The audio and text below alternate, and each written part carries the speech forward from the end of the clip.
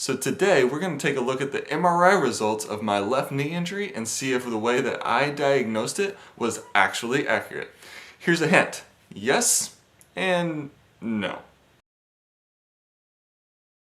How's it going, runners? My name is Justin Thompson. I'm your average running PT, and I help the average runner achieve their own personal elite status. If that's something you guys are into, then go ahead and hit that subscribe button and click the bell so you know when the next video comes out. Hey, sorry for the long gap in videos again. My wife has been extremely sick over the last week, and I have not been able to get to making any videos because, well, I haven't really been sleeping all that much. So I really apologize for the gap. Hopefully we're back at it again here pretty soon.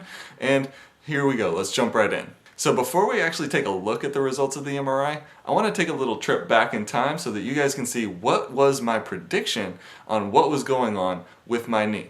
So I end up getting what's called a pes anserine bursitis. So there you have it. That was about 3 months ago, and that was when this whole thing really started. It was about 3 months ago. And at this point, I've given it rest, I've done rehab, I've rested some more, and I'm getting a little antsy, to tell you the truth. So I decided it was time to go ahead and get it done.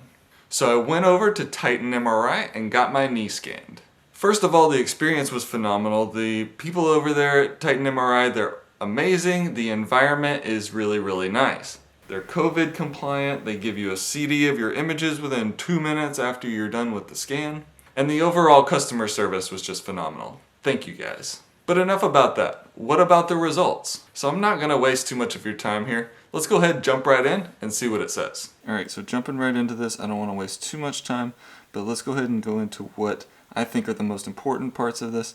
There's a lot of stuff in here that there's absolutely nothing wrong, so I'm not going to spend time on those things. But I do want to point out what were the actual findings and what did I feel like was important to note in this compared to how I had predicted things in the past. Okay, so the first thing I wanted to point out was that the meniscus, totally normal. Okay, this is a good thing. Now, as you guys remember, I might have said something about the fact that my meniscus might be a little bit, there might be something a little wrong with it, but this shows completely normal. Again, this is a fantastic piece of news. Okay, but all the other kind of structures that we might think that might get injured as a runner, the patella, the patellofemoral ligaments, and patellar tendons, those are all completely normal as well. So let's go into the area where I think the big problem was. That was on the medial side of the knee, and it shows the MCL itself was basically totally fine, completely intact, right? But now, remember what did I say? I said that it might be a pes anserine problem. Well, here we go. Pes anserine tendons and distal semimembranosus tendon.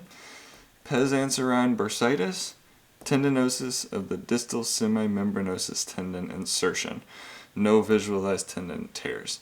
Okay, so good, no tears, but there is tendinosis, tendinitis kind of problems in these structures that, frankly, I predicted. I thought that there was going to be something wrong with those, and there absolutely is. So pes anserine bursitis, tendinosis of that semimembranosus tendon.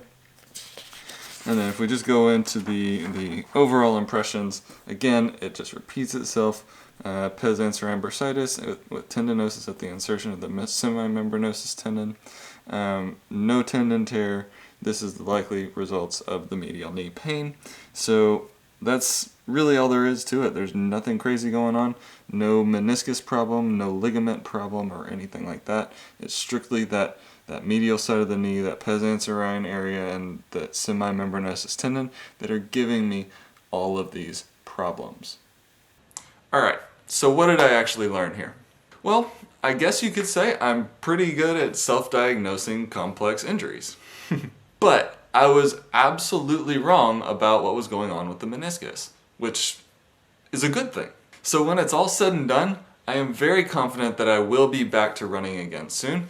In fact, the plan is to go ahead and jump into a walk-run program starting next week. So I'm really excited to get into that and kind of share with you that journey as well. So I'm excited to keep you guys updated on the progress and hope that you guys will join me in that journey. And for now, head on out there, seek your elite. God bless, and I'll see you next time.